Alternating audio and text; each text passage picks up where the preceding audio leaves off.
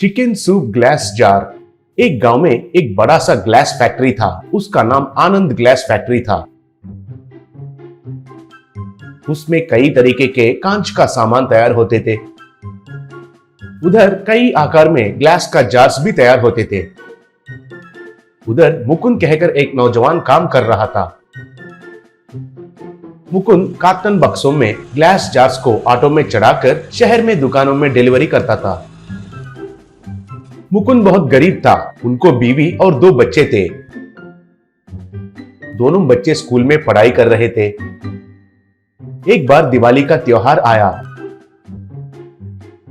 घर के आगे खेलते हुए उन बच्चों के ऊपर एक रॉकेट आकर उनके मुंह पर गिरकर धमाका हुआ। बस तब वे दोनों बच्चे माँ, पिता, हमें कुछ दिखाई नहीं दे रहा है, कुछ दिखाई नहीं दे रहा है कहकर रोने लगे। अस्पताल में डॉक्टर दोनों को जांच करके, मुकुंद, बच्चों का नसीब अच्छा है, आंखों में रेटिना को कुछ नहीं हुआ है, लेकिन तुरंत ऑपरेशन नहीं किया तो हमेशा के लिए दोनों के आंखें खराब होने का खतरा है। अस्पताल मैनेजर से पूछ के कितना होता है पता करो, कहा। बाद में अस्पताल का मैनेजर मुकुंद से 10 लाख तक खर्चा होंगे और जल्दी इंतजाम करने के लिए कहने से मुकुंद को क्या करना है समझ में नहीं आया। बाद में घर में बच्चों का हालत देखकर मुकुंद और उनकी बीवी बहुत दुखी होने लगे।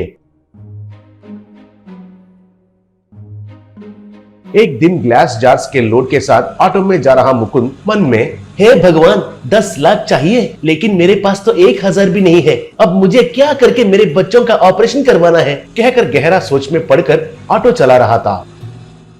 आगे सड़क पर एक ट्रॉली रुका हुआ था। उसमें ड्राइवर नहीं था। मुकुंद बिना देखे उसे टकराने की वजह से दोनों ऑटो बगल में घाट में गिर गए। दोनों ऑटो में से सामान इधर उधर गिरकर मुकुंद बेहोश होकर गिर गया था। कुछ देर के बाद उसे होश आकर उधर से उठकर जंगल में जा रहा था। उधर उसको कुछ राक्षस दिखाई दिए। एक राक्षस एक बैम्बू के बिस्तर पर सोया हुआ था और एक राक्षस उसका नाड़ी पकड़कर जांच कर रहा था और बाकी के राक्षस घबराते हुए देख रहे थे। तब एक राक्षस, हे वैद्य राक्षस जी, हमारे राक्षस मुखिया को क्या हुआ है? अचानक से ऐसे कैसे गिर गया है? पूछा। मुकुंद एक पेड़ के पीछे से देख रहा था। तब वैद्य राक्षस, राक्षस मुखिया जी को दिल का दौरा आया है। उनको ही नहीं, हम सबको भी यही हालत आने वाला है। हम सब बहुत ध्यान से रहना होगा, कहा। तब एक औरत राक्षस, ये क्या है वैद्य राक्षस जी, हम सबको दिल का दौरा क्यों आएगा? हम उसे बच नहीं सकते हैं क्या? पूछी। तब वैद्य राक्षस, क्योंकि हम सब सुबह उठने से मानव का मांस खाते हैं ना, इसलिए हमारे अंदर बहुत सारे कोलेस्ट्रॉल जमकर हमें दिल का दौरा आ सकता है। इसलिए अब से कोई भी मानव का मांस नहीं खाना चाहिए, केवल हरे बड़े पत्ते और सब्जी खाना चाहिए, कहा। तब और एक राक्षस, अरे आप ये क्या कह रहे हैं? राक्षस का जन्म लेकर बेकार में हरे भरे पत्ते खाना है क्या? ये तो बहुत अपमान है, बहुत अपमान है, कहकर सूंघकर, अरे कहीं से मानव का गंध आ रहा है, जल्दी ढूंढिए ढूंढिए, इधर कोई मानव है, कहा। तब सब लोग इधर उधर ढूंढने से उनको मुकुंद दिखाई दिया। बस वे तुरंत मुकुंद को पकड़ लिए। तब मुकुंद, अरे बाप रे, अभी कहे थे ना आपका वैद्य राक्षस जी कि मानव का मांस नहीं खाने के लिए, खाने से दिल का दौरा पड़ेगा कहकर आपको प्रणाम करता हूँ, मुझे छोड़ दीजिए, कहा। तब औरत राक्षस, चालाक से बात मत करो, ऊपर से हम बहुत परेशान में हैं। हरे भरे पत्ते खाने से तो भूख से मरना ही बेहतर है, छी छी, बोली। तब मुकुंद, राक्षस जी, आप मुझे एक मौका देंगे तो मानव मांस से भी बहुत बढ़िया चिकन का मांस पकाकर खिलाता हूँ। उनको तेल में तलाना या आग में जलाना नहीं करता हूँ, इसलिए शरीर में कोलेस्ट्रॉल नहीं जमेगा। क्या कहते हैं वैद्य राक्षस जी, कहा।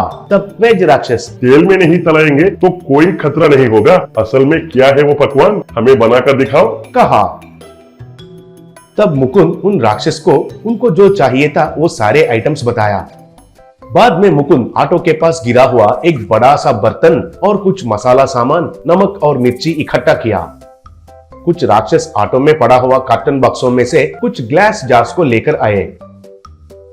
कुछ तो मुर्गियों को पकड़कर लेकर आए। बाद में मुकुंद एक चूल्हा जलाकर उस पर पानी से भरा उस बर्तन को रखा और बड़ा सा प्लेट में चिकन के टुकड़े डालकर नमक, मिर्ची और मसाला से मिलाया। ऐसे उन चिकन टुकड़ों को ग्लास जार्स में रखकर उनको उस बर्तन में भरा गर्म पानी में रखा और उसके ऊपर बड़ा सा ढक्कन रखा। ये सब वे राक्षस दिलचस्पी से देख रहे थे। कुछ देर के बाद उन जार्स को बाहर निकालकर राक्षस को दिया। वे उन जार्स में चिकन सूप को पीकर और चिकन को खाए। तब वेज राक्षस, अरे वाह, अद्भुत है, अमोघ है, बेहतरीन है ये चिकन सूप, ये सेहत के लिए बहुत अच्छा है। अब से सब यही खाइए, हमारा मुखिया जी को भी यही खिलाइए। इतना अच्छा परिष्कार देने वाला तुमको हम सोना उपहार जैसा दे रहे हैं, ले लो। कहकर उसको सोना दिया। ऐसे उन पैसों से मुकुंद उनका बच्चों का ऑपरेशन करवा के बड़ा सा घर और कार खरीदकर सुकून से जीने लगे।